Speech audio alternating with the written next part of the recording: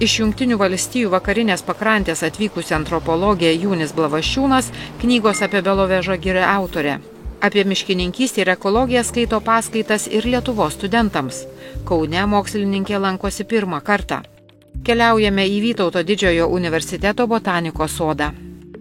Oh, it's beautiful. Yeah, I had no idea. And what do you do here in Kaunas? My book was not just about should we protect this forest or not. I mean, it was a much more complex anthropological story about the way people interact with the communist past and the peasant past in the post-socialist period. In 1989, like a lot of people, I was very inspired by revolutions in this part of the world.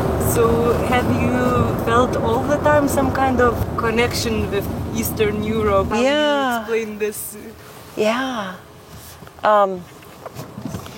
My family is a mixture of East European peoples with last names like Blavascunas, Harashuk, Vysotsky, Podolsky. You know, I always knew I had heritage from this area, but there was a lot forgotten as well. Eunice prosenelė Agota Podolskytė Blavasčiūnienė iš Gataučių kaimo Pakruojo rajone.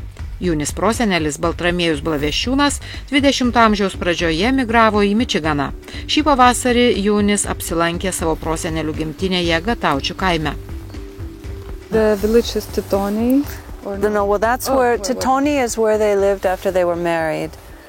But maybe if you look on the map in Pakruojos region,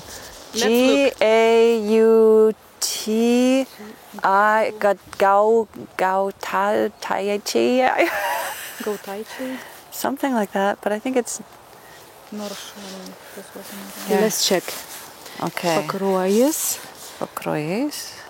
It's like G-A-E-O. It's very, very, very tiny. We went down a long dirt road, probably a few kilometers, until we reached this village. And then I looked around and I thought, oh, maybe nobody lives here. Well, the feeling was like, oh my goodness, like I knew my great-grandmother and this is where she was born. And like what, we're all made out of, you know, matter, earthly matter. So I felt like there was some part of me, like in my body, I mean, besides just my DNA that came from that piece of earth. It was very moving. And, you know, the first house, it looked boarded up, but there was a dog barking, and I thought, maybe we shouldn't ask there. And the second house had shrubs and trees growing all over it. You could hardly even see the house. And then the third house we came to, I saw two men walking way off in the distance, and the yard looked kept and tended. So we knocked on that door. They gifted me some honey. Don't tell border customs, but they gave me some soil that I put in a jar and I'm going to try to take back to the United States. Just a little bit. I felt myself next to a tree that had been there when my great-grandmother was alive, maybe a tree about that old. And I never thought I would be so interested in my roots in that way. How do Lithuanians look like for you?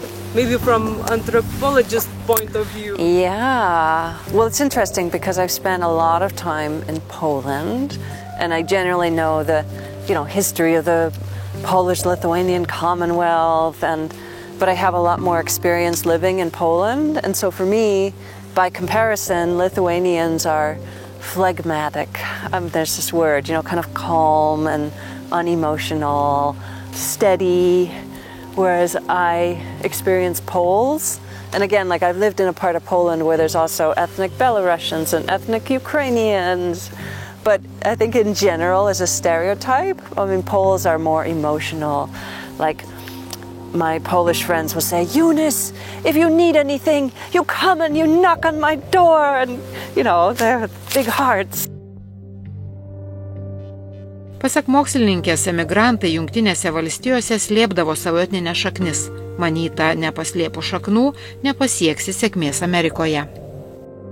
But you also changed your surname back to the I original. did, Yes? yes. Why? Well, I thought it was a beautiful name. You know, my dad and his brothers and cousins decided to change it, shortly before I was born, because they thought it was too ethnic, and I guess it wasn't a good thing. I think it was hard for people to spell, too. Everyone was like, what's that name? How do you spell it? So they changed it to Blanchard, and then when I was in my 20s, I changed it back, and I'm glad I did it then, because it's easier before you start your career and everything to change your name. And we say in the United States Blavascunas, but being here, I now know it's Blavasčiūnas. I'm not going to change it again. I mean, I think that past shouldn't be lost. It can't be totally recovered. But I think too much of the United States is about trying to assimilate. And I think it's a real mistake that many European ethnic groups made in the United States in the 20th century, was that people didn't teach their children the language. I mean, many newer immigrant groups hold on to Arabic or Spanish or whatever language, you know, they're coming to the United States with. But in the 20th century, if you were Lithuanian or Norwegian or Polish, or you didn't teach your children that language, because you couldn't become a successful American if you were seen as too ethnic. I'm so sorry, I can't remember the name of this person who's my cousin. So we will check. I know, we have to check it. Romanas, is this a Lithuanian last name, first name? You should go interview him. I mean, it was a magical moment, really. Meeting him was just like... Incredible. Yeah, I mean, we're not closely related, but just that he wasn't expecting this American to show up in this small village, and this has never happened to him before. In a way you hadn't quite realized in the past. Like, we all have our families, and you know, we might know our grandmas and grandpas, but then when you think about people moving over big distances and never being able to see their family again, and you think, why did they do that? And you don't have an answer. Like, I still don't have answers, but there's a deep internal feeling where you connect with your heart in a way to the past, and it's a wonderful feeling. I hope everybody has something like that.